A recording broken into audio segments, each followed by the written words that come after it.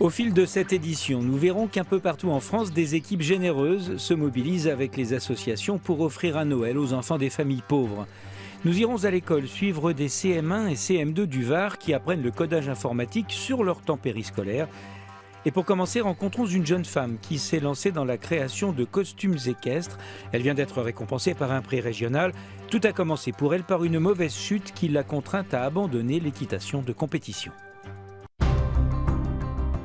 Entre la fantaisie médiévale et le monde équestre, c'est dans cet univers que Rebecca a choisi de travailler.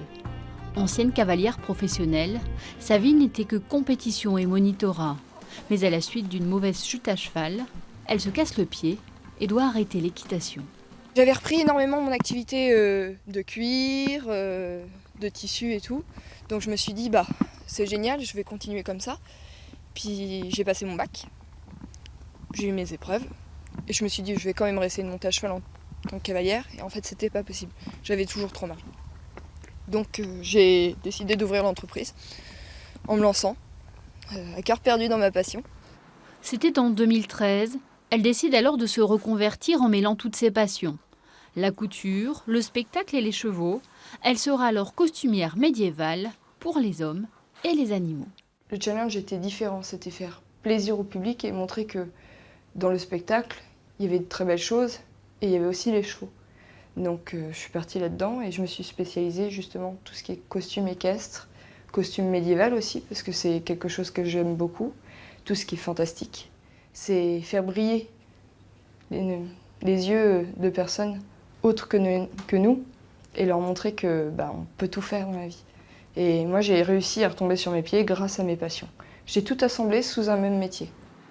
Spectacles médiévaux, cascadeurs, cinéma font appel à elle pour fabriquer leurs costumes. Pourtant, c'est seule que Rebecca s'est lancée dans le travail du cuir. Le véritable point cellier, je l'ai appris au Haras nationaux, au Haras du Pin, en une semaine de stage découverte. Et après, d'autres points de couture, je les ai appris en autodidacte.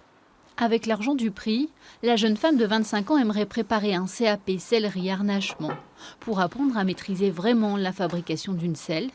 Et pourquoi pas réussir, enfin, à remonter à cheval. À Besse-sur-Issole, c'est dans le Var, des écoliers de CM1 et CM2 occupent leur temps périscolaire à apprendre le codage informatique. Pas forcément facile, mais sans doute très utile pour l'avenir de certains qui seront peut-être les inventeurs des programmes de demain. Élève de CM2, Nicolas est un apprenti codeur. Il crée son propre jeu vidéo où des chevaliers doivent capturer des chauves-souris.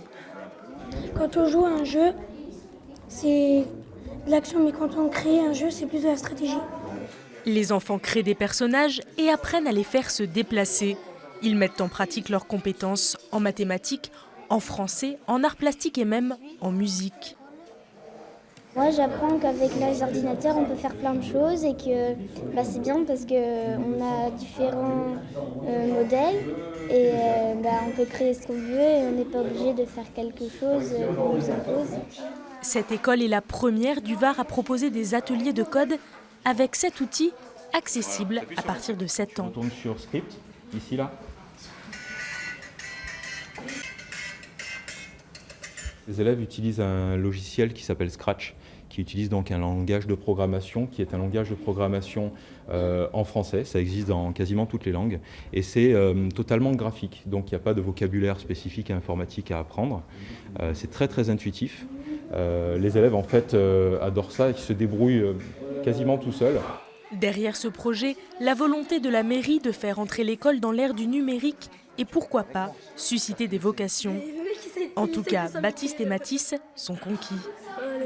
Et pourquoi est-ce que tu as eu envie de faire partie de cet atelier ? Parce que moi j'aime bien l'informatique, ça me plaît vraiment beaucoup, j'adore ça, donc j'ai décidé d'en faire. Développer l'informatique dans les établissements scolaires, une volonté affichée au niveau national. À l'horizon 2020, 70% des élèves français devraient être équipés en tablettes et ordinateurs. À Orchy, dans le Nord, le chemin du Père Noël passe par la déchetterie.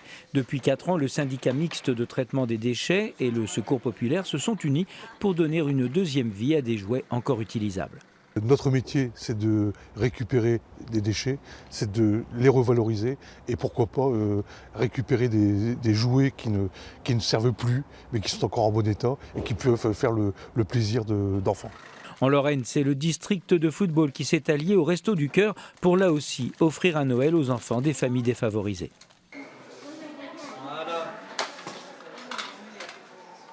J'ai apporté un hélicoptère de police avec une voiture de police. Ils sont venus chacun avec un jouet personnel choisi dans leur coffre d'enfants chanceux.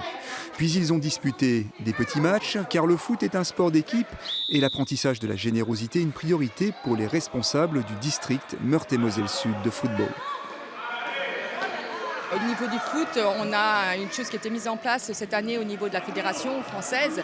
On apprend beaucoup de règles différentes que du foot, dont être généreux, le bénévolat, tout ça. Donc on demande à ce que les enfants aient un geste de solidarité avec des enfants qui sont plus défavorisés que eux. 200 équipes se sont rencontrées, encadrées par 40 bénévoles.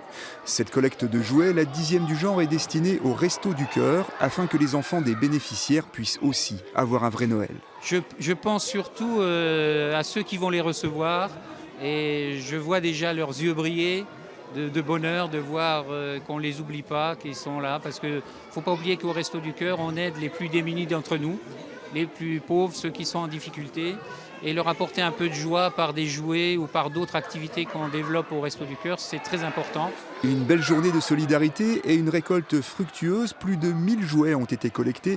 Ils seront expédiés mardi prochain au service du Père Noël qui se chargera bien sûr de la distribution.